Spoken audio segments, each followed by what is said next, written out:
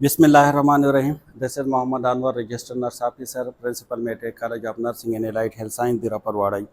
आज हम डिस्कस करेंगे एक इम्पॉर्टेंट प्रोसीजर जो अभी थर्ड सेमेस्टर की AHN जो OSPOS की है, इसके लिए भी हम उसको प्रिपेयर करेंगे और इसके अलावा जितने भी हमारे स्टूडेंट्स हैं इसके लिए भी हम ये वीडियो कर रहे हैं। सबसे पहले जिस तरह बाकी वीडियो में हम कहते हैं कि जब भी हम प्रोसीजर करेंगे तो सबसे पहले हमें क्या करना है, जिस तरह आपकी जो प्रोसीजर है दिस इज़ ये हम कर रहे हैं कैटेगराइजेशन के ऊपर, पुलिस के ऊपर। क्या पुलिस कब पास करेंगे, पुलिस है क्या, इसके कितने टाइप है, इसके इंडिकेशन क्या है, इसके कंट्रा इंडिकेशन क्या है, इसके पर्पस क्या है कि हम क्यों कैटेगराइजेशन हम क्यों करते हैं, इसके पर्पस क्या है। तो सबसे पहले आपने क्या करना है कि अगर आप कैटेगराइजेशन करेंगे किसी भी पेशेंट को तो सबसे पहले अपने डॉक्टर के ऑर्डर को चेक करना है। उसकी जो प्रिस्क्रिप्शन है उसमें आपने देखना है कि डॉक्टर के ऑर्डर है या नहीं है। अगर डॉक्टर की ऑर्डर है तो इसके बाद जो दूसरा काम है और आपने करना है जितने भी रिक्वायर आपके पास इंस्ट्रूमेंट है उसको इकट्ठा करना है। तो आपके पास एक ट्रे हो, इस ट्रे में कौन कौन सी ऐसी चीज़ें हैं जो रिक्वायर होंगे। देख अगर हम NG या दूसरे जो प्रोसीजर है इसके साथ अगर हम कैटेगराइजेशन को कंपेयर करें तो इसमें इन्फेक्शन की चांसेस बहुत ज़्यादा होते हैं। तो इसीलिए हम जो प्रोसीजर इसमें एडॉप्ट करते हैं वो स्टेराइल टेक्निक से करते हैं। NG के लिए हमने कहा था कि अगर आप लेटेक्स ग्लव्स को यूज़ करें या आप जो है प्लास्टिक वाले ग्लव्स को यूज़ करें या आप सर्जिकल ग्लव्स को यूज़ करें तो इसमें इसका कोई मतलब मैटर नहीं है। लेकिन आपने अगर फुल स्टेरिलाइजेशन करने हैं तो you will have to use sterilisation technique.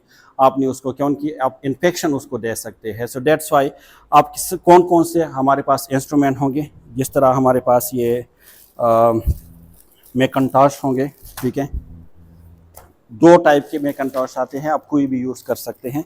इसके अलावा आपके पास फुलिस हों, फुलिस के डिफरेंट टाइप हैं। अगर हम बात करें 3-वे फुलिस है, ठीक है। इसके अलावा जो 2-वे फुलिस है, सिलिकॉन है, रबड़ वाले। तो आप कौन से यूज़ करेंगे तो इसके डिफरेंट पर्पस है।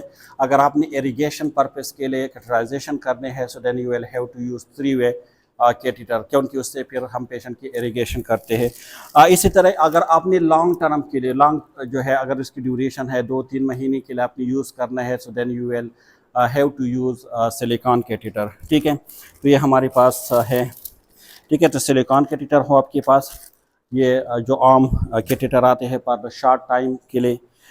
इसके अलावा आपके पास जो है यूरिन कलेक्शन बैग हो इसमें, ठीक है, बॉल हो और इसमें आपके पास गाजेस हो, पायोडीन हो, वाटर। इसके अलावा सबसे इम्पॉर्टेंट है स्टेराइल कैट, कि आपके पास स्टेराइल कैट हो,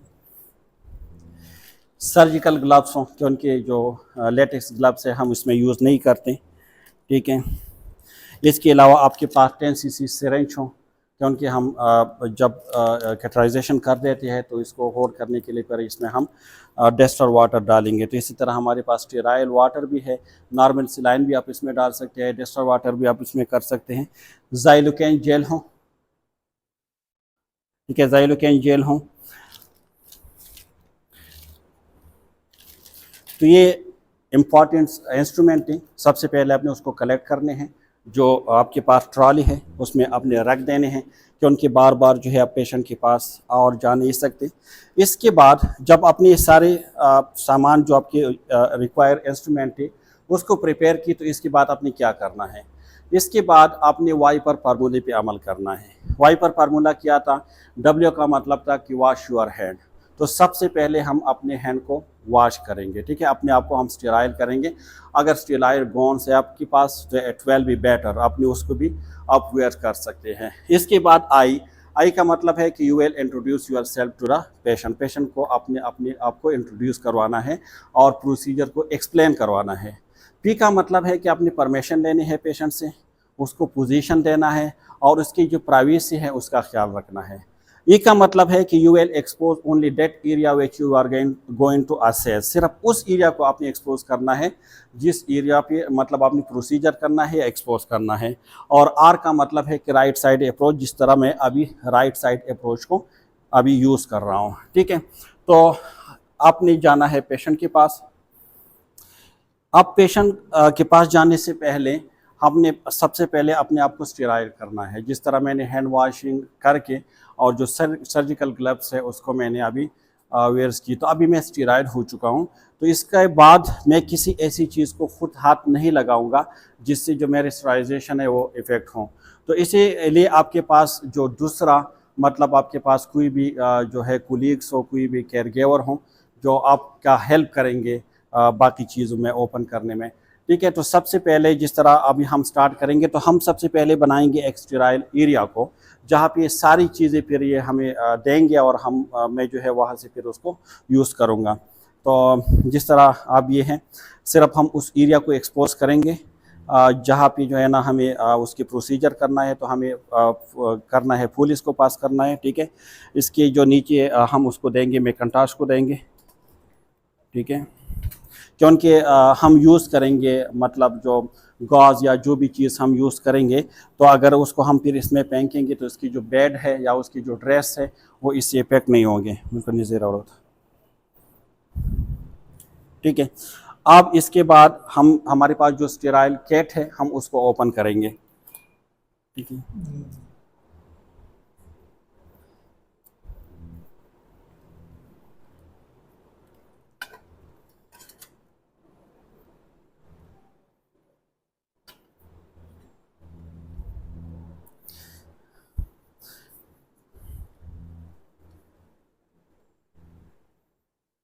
ठीक है, हमने कहा था कि हम सिर्फ इस एरिया को एक्सपोज करेंगे जहाँ पे हमें काम करना है। ठीक है, इसके बाद जो है हमारे पास ये कैट में हमारे पास फॉरसेप है, आर्टरी फॉरसेप है, सीज़र हैं हमारे पास, क्योंकि हम उसकी यूज़ करेंगे गास्पेसिस है, वो जो है अभी पाइडीन है।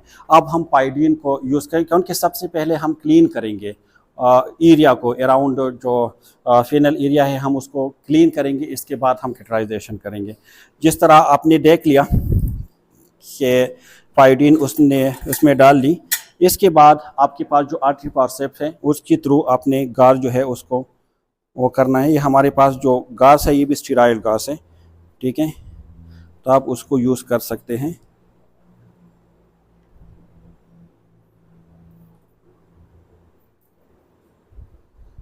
ठीक है, तो आपने क्या करना है, एरिया को क्लीन करना है। क्लीन करने का आसान और बेहतरीन तरीका यह है कि from the less dirty you will go to जो मोर डर्टी एरिया है उस पर आपने जाना है। ठीक है, तो आपने अच्छी तरीके से उसको जो है ना क्लीन करना है। ठीक है, इसके बाद आपने यहाँ पे उसको डिस्कार्ड कर सकते हैं। इसके बाद आपने दोबारा एक बार आपने यूज़ करना है।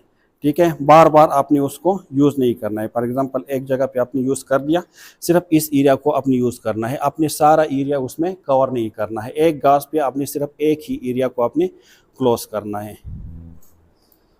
ठीक है, इसी तरह जब आप पाइडीन से करोगे तो आपके पास प्लेन वाटर हो।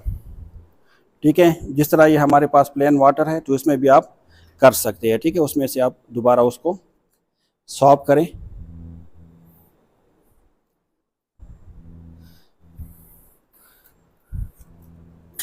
अब इसके बाद हम जाएंगे प्रोसीजर की तरफ, क्योंकि हमारा जो एरिया था हम उसको क्लीन कर दिया, क्योंकि हमने कहा था कि इस ज़्यादा अगर हम बात करें इन्फेक्शन, तो ज़्यादातर इन्फेक्शन जो है वो पुलिस के थ्रू पेशेंट को हो सकते हैं। सो दैट्स वाई हम ट्राई करेंगे कि हम स्टेरॉइड टेक्निक से करें। इसके बाद हम जाएंगे पुलिस की तरफ। ठीक है, तो पुलिस को जो है जाइलोकेन, तो जाइलोकेन कोई भी चीज़ आप खुद टच नहीं करोगे। ठीक है, आपके पास जो दूसरा वो है या स्टेराइड जो एरिया है आपके उसमें वो पैंकिंग है, और स्टेराइड एरिया से जो है ना आपने फिर उसको उठा देना है।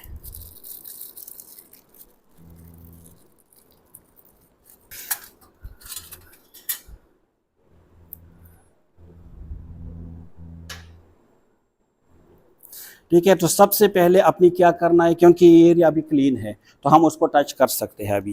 ठीक है, अपने जो है फेनस के अंदर जाइलोकेन जो है अच्छी तरह आपने उसमें क्या करना है, सारा आपने उसमें एम्प्टी करके पुश कर देना है। ठीक है,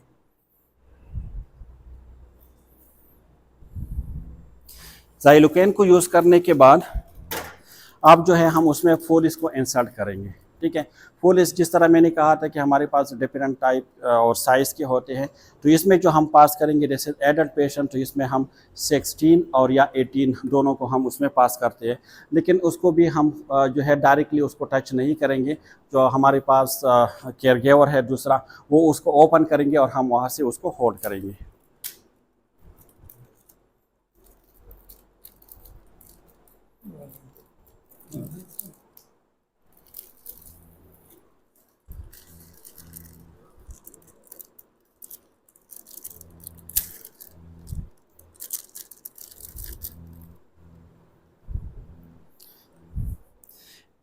अब जो है हम उसको इंसर्ट करेंगे। हम पेशेंट को कहेंगे कि आपने डीप डीप सांस लेना है, ठीक है, तो उससे थोड़े जो है उसकी तकलीफ में कमी होगी। तो आपने जो है डीप सांस लेनी है और हम जो है इसको इंसर्ट करेंगे, ठीक है।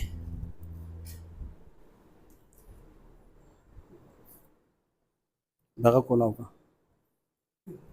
हाँ, ठीक है। हम डायरेक्ट भी उसमें इंसर्ट कर सकते हैं, लेकिन बेहतरीन तरीका ये है क्योंकि उसमें यूरिन किसी भी टाइम यूरिन आ सकते हैं, तो इसीलिए अगर आप जो है आपके पास जो यूरिन कलेक्शन बैग है, आप अगर उसको पहले अटैच करेंगे तो इसमें जो यूरिन के आने की चांसेस है वो ख़त्म हो जाएगी। तो आपने उसके साथ ये अटैच कर लेना है, ठीक है, और इसके बाद अपनी फुली उसको इंसर्ट करना है।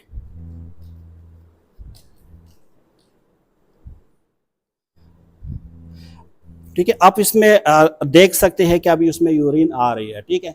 तो आपने क्या करना है कि आपके पास जो 10 cc सरेंज था, आप उस सरेंज को ओपन करेंगे। जो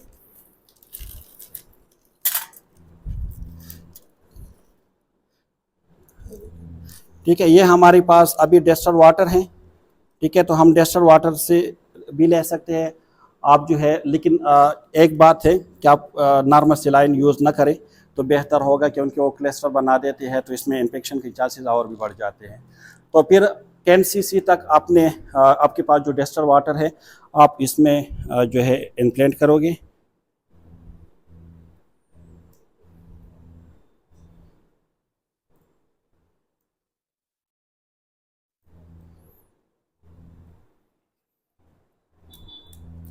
इसको आपने वापस जो है फुल करना है, ठीक है, बस यहाँ तक जो है, इससे आगे ये नहीं आ सकते अभी, क्योंकि आप ही ये बिल्कुल अभी स्टेक हो गया है। तो अभी इसमें यूरिन आ रही है, तो आप जिस मकसद के लिए भी आपने इसको इंसर्ट किया था, अगर यूरिन कलेक्शन के लिए कर दिया था तो आप इस यूरिन कलेक्शन भी कर सकते हैं। अगर आपने इरिगेशन के लिए कर दिया था तो आप उसे इरिगेशन भी करवा सकते हैं।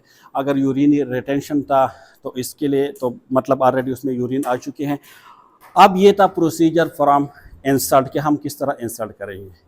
अब हम बताएंगे कि अगर आप दोबारा अपनी उसको रिमूव करना है पुलिस को, तो हम किस तरह करेंगे, क्योंकि ज़्यादातर जो स्टूडेंट्स हैं वो यहाँ पे मिस्टेक कर देते हैं कि जैसे जिस इसके लिए भी डॉक्टर के ऑर्डर की ज़रूरत होती है, कि जैसे डॉक्टर अगर ऑर्डर कर देते हैं या एडवाइस कर देते हैं कि इस पेशेंट को आपने रिमूव कर देना है पुलिस को, तो स्टूडेंट डायरेक्टली जाके और पुलिस को क्या कर देते हैं, रिमूव कर देते हैं। आपने डायरेक्टली रिमूव नहीं करना है, सबसे पहले आपने पुलिस को क्लेम करना है, ठीक है। तो क्लेम किस तरह आप कर सकते हैं, आपके पास स्टेकन हो, जिस तरह हमारे पास स्टेकन है, तो आप स्टेकन को लेके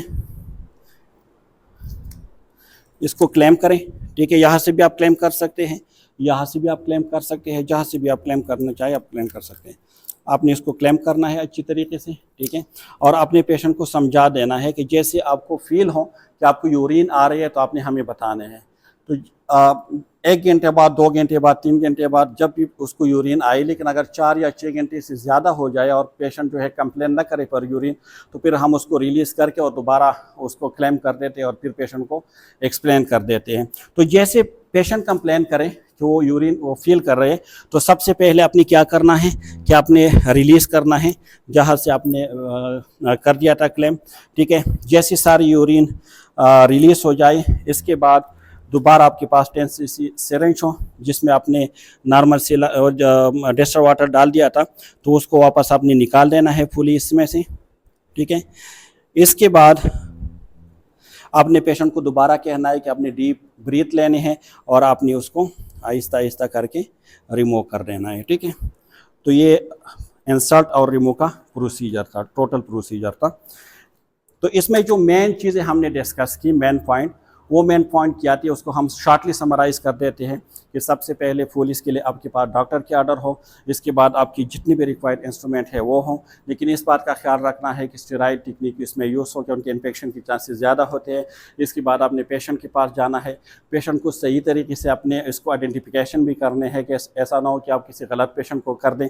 इसके अलावा आपने एक्सप्लेन करना है प्रोसीजर, उसको अपने आप को इंट्रोड्यूस करवाना है, ठीक है। अगर वो पर्पज़ के बारे में पूछे तो आपने उसके बारे में बताना है। स्टेराइल टेक्निक को यूज़ करना है। आपके पास जो दूसरा केयर गिवर हो वो आपका हेल्प कराएंगे क्योंकि आप जो है अनस्टेराइल एरिया को आप टच नहीं कर सकते, ठीक है। तो इस तरीके से आपने सारा प्रोसीजर जो है करवा देना है।